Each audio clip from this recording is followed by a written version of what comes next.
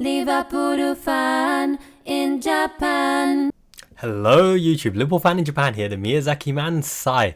I was eating ramen in the local Hirokiya when it hit me. I needed some pickled ginger to spice up the ramen. And that gave me a twang in my head. Some quality ramen needs some quality ginger. And it works in football too. Every quality team needs a quality ginger. And we already have one in the ranks. No, I don't mean Alexis McAllister. He's only ginger in the right lights. Kind of like Messi, right? I wish he was kind of like Messi. I digress. But yes, we can't be going for those Nisimono gingers, which is the kind of fake gingers of the lower tier. I don't mean fakers in the hairstyle, I mean just not the quality gingers. I mean, we tried Adam Bogdan already and that didn't really go well. Chelsea tried Steve Sidwell. We had moderate success with John Arne Risa, the ginger ninja with the Risa rocket, right? Quality, spicy left peg. I'm talking the kind of gingers like Kevin De Bruyne, you know, consistent league winning gingers, poor skulls. Bertie Votes back in the day.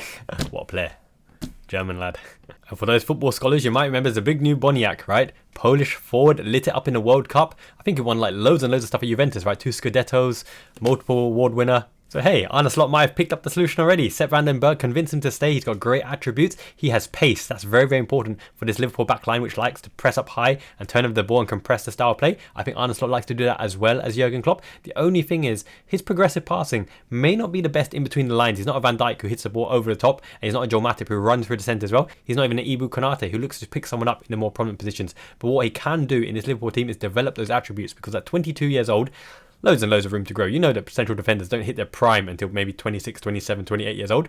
He has years to learn under Virgil van Dijk, captain for his national team, captain for his club team, arm over the shoulder. Arne Slot, same nationality as well. And he's got the brethren around him, right? Gravenberch, Cody Gakpo, you got that Dutch contingent there. Heitinga as well. Heitinga can teach him a thing or two because he was pretty solid. Rated as a potential wonder kid back in the day in Football Manager back in the days. But yeah, ultimately it depends whether PSV are going to up their bid, because I think we want like £20 million, 20 million euros thereabouts, and I think they only bid 10 or 12 million euros. But there's stories that go around that says we won't even consider Sepp Van Den Berg or anyone sell until the 2-week pre-season period window is over, heading into August. I know it's only 2 or 3 weeks away from the actual start of the Premier League, but there's good reasons why we're holding back on transfers, and this is listening to Richard Hughes' actual words, right, and the way that Michael Edwards and Richard Hughes work. They've probably identified a very prominent target, the one that they really want to get in a position that will help Slot and give him the options and tools for the job for this coming season, which leads me to think it's going to be a very impactful player. Now, reading between the lines, Arne Slot said it's going to have to be a special player to be transferred to Liverpool, because it has to be better than what we have. We know that Dominic Szoboszlai is a number 10 in Slot's system. He said so. We know that Harvey Elliott is a number 10 in Slot's system. He also said so. So where does that put Alexis McAllister? Probably in between the lines as one of the 8s or in the 6th position. I know people don't like him in the 6th position, but he has attributes that really help us progress the ball. And Arne Slot's rotational 2-2-2 kind of setup, he can traverse further forward, as can Wataru Endo, as can Stefan Bajcetic, as can Tyler Morton, because all of these players can play hybrid 6, hybrid 8 as well. And it's a very fluid, multifaceted system that's designed to get players in the number 10 positions. I think we might be playing with a dual 10 system whereby one player starts in 10 position and someone like a Mo Salah roams into the 10, or Cody Gakpo roams into the 10 position. You're going to see the other forward invert into the forward position, or as the dummy runner down the line towards the byline as well. It'd be very, very interesting to see. But that gives me huge indication that Szoboszlai, Harvey Elliott, potentially Fabio Carvalho, but especially Szoboszlai and Harvey Elliott will have a big impact in the goal-making metrics of this season's Liverpool team, which means that Elliott and Szoboszlai better have their shooting boots on and better get the accuracy up. And I'm liking what I'm seeing in training, because my goodness, some of the techers on Harvey Elliott, delicious. And Szoboszlai's finishing to the side of the net. Those small feet can crack a ball. So if Sepp Van Den Berg wants to leave, where does that leave us in terms of centre-back? So Van Dijk is a definite nailed-on starter. Kwanzaa and Ibu Konate in the rotation. And remember, in the title award-winning season, Gomez was very, very prominent, but Gomez also has to back up both side-backs. But does he really need to back up both side-backs? Because Trent Alexander-Arnold will be our right-back, and Conor Bradley. That makes right-back very, very strong. We've already loaned out Calvin Ramsey. Left-back, Tsimikas and Robertson. Steady eddies, you know what you're going to get. Quality delivery, consistency, and great for the atmosphere in the changing room, right? Left-back's kind of covered. Gomez covers all 3 of those positions, as well as the ability now to invert into the centre for a short passing game. When Trent Alexander-Arnold inverts into the centre from fullback position, he looks to pass through the lines or ball over the top. But I believe in this system, if Trent inverts to the base of the pivot, he's going to look for more scuttled through balls along the lines. Remember that Thiago Alcantara blind scuttled through ball down the line to Sadio Mane, who whipped it across to Jordan Henderson, who came in on left foot and spun the ball with a finished pass. Jordan Pickford. It should have been called onside. It was marginal, but it was called offside, and that really blew our momentum.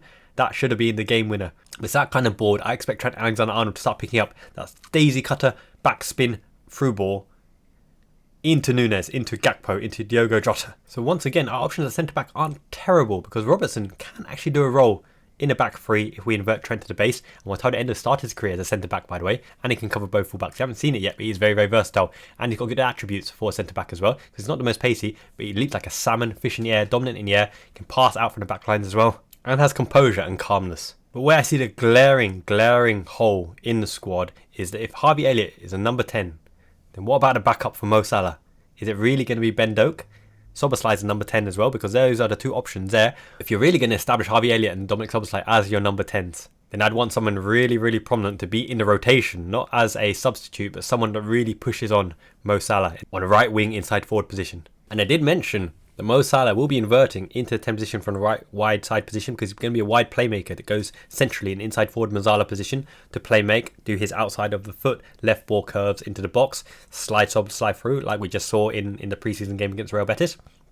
So, as I mentioned before, a profile like that is kind of your Takefusa Kubo, right? Nico Williams and Bakayoko are more traditional wingers. Silky, Mercurial go around the outside, drive defenders nuts, pace, intensity, directness.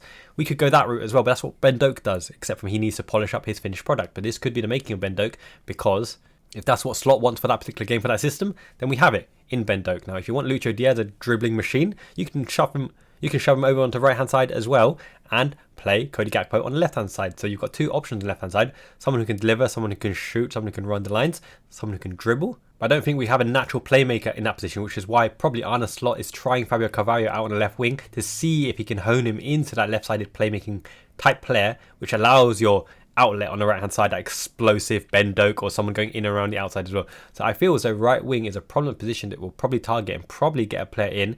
And the other one is obviously number 6 position, because if we talk about Szoboszlai and Elliott in the number 10 positions, Gravenberch, what is he going to make of him? I think he's between the lines as well. So it's Gravenberch and McAllister between the lines, Endo and Bajcetic holding.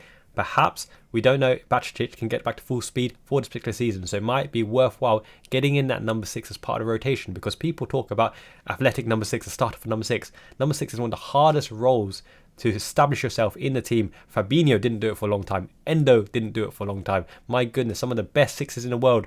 Rodri didn't do it for a long time. Fernandinho was ahead of Rodri, for example.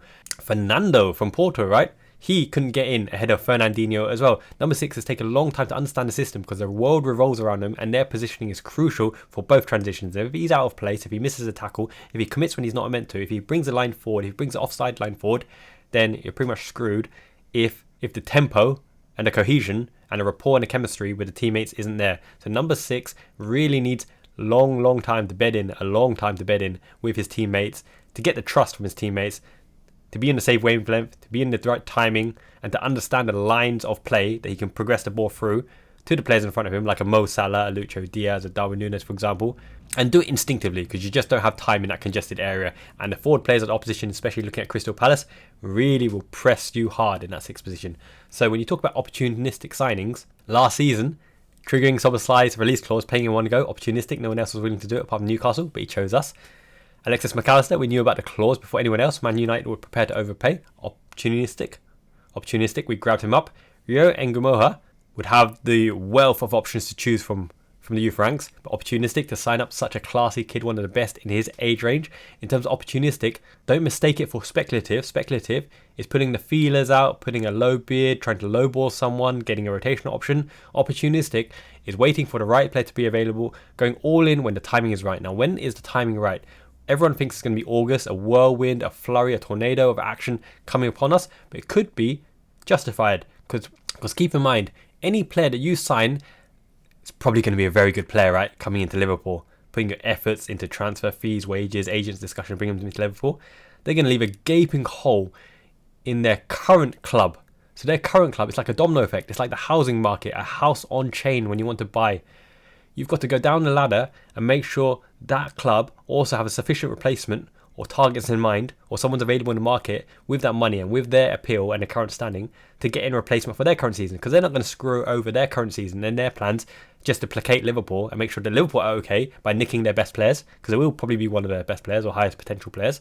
And then you go further down the line, the player that they're going to take, they need a replacement or suitable plan in place and suitable time and budget and options in the market to fill their squad and their tactics for their new coach and give their new coach the options and tools to perform the season. So it's not as simple as, I want your player, I've got the money, I'm going to buy him and he wants to join Liverpool, agents agreed, all that kind of stuff. Families are involved, finances are involved, personal decisions, dreams, relocation, every party being happy, the contract physically being signed, no underlying medical issues. So many things are prominent here. Could even be a player at the Olympics we're looking at if it's that kind of age range. Now that the Copa America is over, the Euros are over, all the tournaments are nearly over apart from the Olympics, now players are starting to get back into the pre-season squad, and the coaches, such as Arne Slot, can assess them for their facility and ability to adapt to the new system or the demands of the current season. Maybe a player is declining, he doesn't suit the requirements of the current system. Maybe there's a change of manager and tactically they don't fit, or you need to sacrifice a player to get those funds to bring in a new player. There's so many variables at play here that all I'm asking people to do is trust Richard Hughes, because Arne Slot intimated himself he's focused on training ground. He wants to improve the players and get the tactical awareness into them and make sure they're ready, fit and sharp and tactically aware to take on this Premier League and challenge for it and hopefully beat Man City and Arsenal, because if we beat one of the big teams, it's bragging rights right there, right? Especially beating Man United and Ten Hag. But he mentioned that Richard Hughes is working hard at transfers and he'd be super surprised if a transfer doesn't happen, right? And when you come into a new club, right, you do usually make a statement signing. But the statement signing doesn't necessarily need to be super expensive. It's just someone who can bring something new or interesting or a vital asset or attribute that the squad may not have, or just enhance the overall ability for the squad as an option to fulfill Arne Slot's tactical plans in certain systems. Because one thing that I know that Arne Slot really focus on is the ability to break down opposition teams and the systems that they set up, the formations that they set up, the functions that they set up, the tactical flexibility to allow our player and our current squad to break down all the opposition formations. Now that would be really funny to see in training. You guys are going to imitate Brighton today. Let's break you guys down. You guys are going to imitate Arsenal today. This is how you break down Arsenal. You're going to imitate Manchester City. Let's batter Manchester City. Van Dijk, you go up front and knock down the ball for Diogo Jota. Trent, ping it to Van Dijk's head again and again. You guys are going to imitate Bolton. Classic Sam Allardyce. You never know who you're going to get in FA Cup. I'm going to show you how to break that down. That kind of stuff, right? Good fun. Oh, and also speaking of opportunistic, right? Some guy reached out to me on Instagram. He said, look, I know you love your anime. I know you love your football. I've got some designs, some kick-ass designs. I want to give you a shirt. You try it on. And if you think your fans will like it, link them to the website. And I was like, okay, that shirt actually looks pretty good. Happy to take it. But I'm going to give a fair, honest review, right? So, the package arrived today. And I'm not one to turn down free clothes. So let's give it a go. Ooh, there's more than one goodie in here, which means they actually sent me some other goodies. But first and foremost, the one that I was shown, the one that I was interested in, Adidas jersey. Apparently these are potentially seconds from the factory, so QA'd and quality controlled and maybe making a bit of money on the side. I don't know. The guy was a nice chap though, so hey ho, free clothes. Adidas jersey, 2024. End waist plastic, the official Adidas tag, I believe. M size. Look at this. Captain Tsubasa collaboration indeed. It's silky. Smells decent. Smells fresh. You'd hope so, right? And look at the back. Now that's our boy right there. The original king of swing, Captain Tsubasa, our football soccer legend libero. He can do it all. Midfield, striker. In Japan soccer, by the way, midfield is actually called volunteer. That confused the heck out of me right at the beginning when people said, I'm going to play volunteer. Volunteer? Where? On the bench? Anywhere? Are you flexible? No, volunteer means midfielder. So I'm going to get this on and let you guys know how it feels. Okay, this is very silky. This reminds me of the Climacool range. The cool light range from kind of Nike. This is obviously an Adidas top. Very silky. Look at that. Captain Tsubasa manga. Japan Football Federation. Japan Football Association with the Kurasu Crow. Yeah, 5-finger discount. This is really cool. I'd enjoy playing like badminton or football or rugby or anything in this. I was a proper good open side flanker back in the day before everyone outgrew me at puberty. But I'm still a hench. But yeah, not a surprise. There's actually some other goodies. Some other goodies in there as well. Liver bird. It's got a liver bird in it. And it's pink. Okay, let's check these bad boys out. Thank you, my friend. I'm going to chuck his link on screen and in the comments as well if you want to check out his range. It's Soccer 8os. I think he set me up with a discount code as well. So if you use that discount code, you can get discount on your first items. But I mean, yeah, let me try this on and see. Let me try this on and see what we're dealing with. I don't know what range this is. Is this the summer range? Is this the training kit? All I know is Adidas and Nike do alright. Nike tick, Nike sustainability, M size. This is like a tracky set. Wow, thank you, my friend.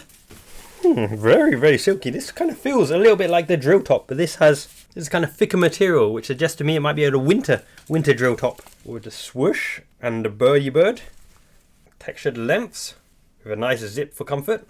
Can't complain. So yeah, overall very, very comfy. If you want to check out their range, then feel free to check out their site. Thank you, my friend. I'll be enjoying the goods. So yes, back to transfers. My honest gut feeling is that a number 6, or at least someone versatile enough to play the 6 and 8 role in rotation with Bacetic, Tyler Morton and Wataru Endo, Alexis McAllister on occasion as well. I don't think Gravenberch will transition to the 6. He'll be between the 10 and the 8 kind of roles in midfield. And a right winger who can potentially play up front as well. Now, there's not so many of those around. One of the obvious ones that jump out to me straight away is Jeremy Frimpong, having been linked to Liverpool before, with a release clause would be fairly decent. This reminds me at the time when Benitez tried to target Dani Alves at Sevilla, right, to play him right midfielder. Now, the idea behind this is that Jeremy Frimpong from right back position is a wing back, goes into the box many times, like a Conor Bradley as well. But if you allow Conor Bradley to transition, then you have the both options, depending on who they want to mark, of Frimpong going into the edge of the box, or Conor Bradley going to the end of the box, or allowing Trent Alexander-Arnold into the more advanced positions and playing Frimpong as a proper wing back, kind of like how Antonio Conte maximised the usage of Victor Moses. I can see Frimpong very effective in that role. Now, people will say we don't need a right back, but I'm not going to be playing him right back. You're going to be playing him as a pseudo right winger who facilitates the right hand flank to do everything the right hand flank needs to do. Whether it's a Szoboszlai, Frimpong, Bradley, Trent Alexander-Arnold, between themselves they can cover all facets of the rotational total Dutch football philosophy, and he's a really good player, isn't it? But once again, Takefusa Kubo, Brian Mbeumo, Jeremy Frimpong, Antonio Nusa, they're all good options. Let's see what Richard Hughes and Slot have cooking. Let them cook, baby. They're going to get someone good in, and I'm here to see it. And by the way, I did put a community comment out. Fantasy football is actually super fun. This season is particularly hard because do you put in those big money players? I'm going to do a giveaway. I'm going to give away some Liverpool kit, Liverpool merch from my collection. I'll tell you which ones in a video very shortly. As well as some goodies from Japan, right? Obviously, we got lots and lots of toys and accessories. The finest chocolates, Ghana. I love me some Ghana salted butter. Spicy calamen, authentic Miyazaki ramen as well. Or to the winner. Winner takes it all. Fantasy football. Winner gets a chicken dinner. No, wait. I called the league Liverpool Fan in Japan League this year. And I might give an extra prize for the best team name as well. I love some team names in there. Slot lot. And some other good imaginative ones as well. As always, this channel is the cream of the crop. The cream of the crop! The channel is substance in abundance. Make sure you subscribe. Lots of quality content coming up. We're translating Wataru Endo's next chapter in the book this week as well. Look forward to it. Until next time, Miyazaki man, Ichiban means the best. Janet means ciao.